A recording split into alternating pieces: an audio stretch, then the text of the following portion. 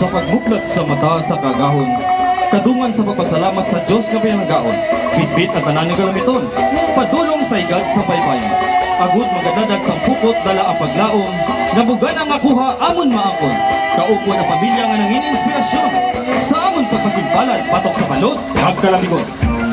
Gani kari ka mo, kay among karon ikasaysay. Ang simple nga papangabuhi namon sa baybay, kaupo ng ibantog may larinis nila isla, sa atong pagsaulog sa tuigan nga pararigata, ululupon kita tanan sa pagkinasadya.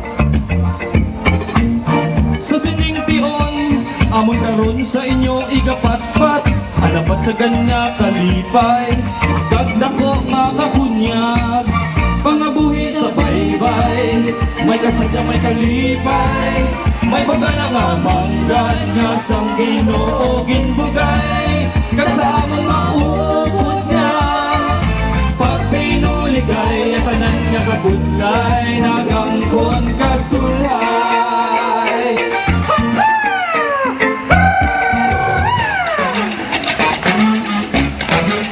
Ihuglat ang mga lambat sa malapad nga dagat, kaupod ang dako nga pagpasalamat sa bukana nga bugay sang Diyos nga ginhatag.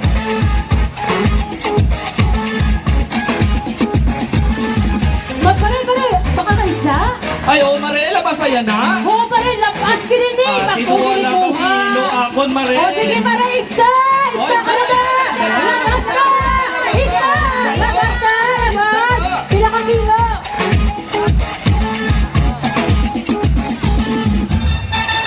Nagahanggang bailarines de la isla, Carolina, kinasadya sa ondang amba, sa baraw regata.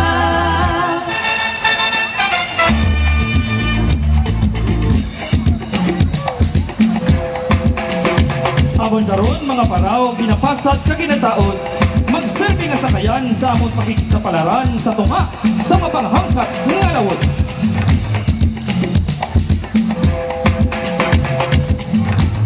Ginapabugal na isla, ginapakamahal nga probinsya, may malapad nga dagat nga buganang sa grasya.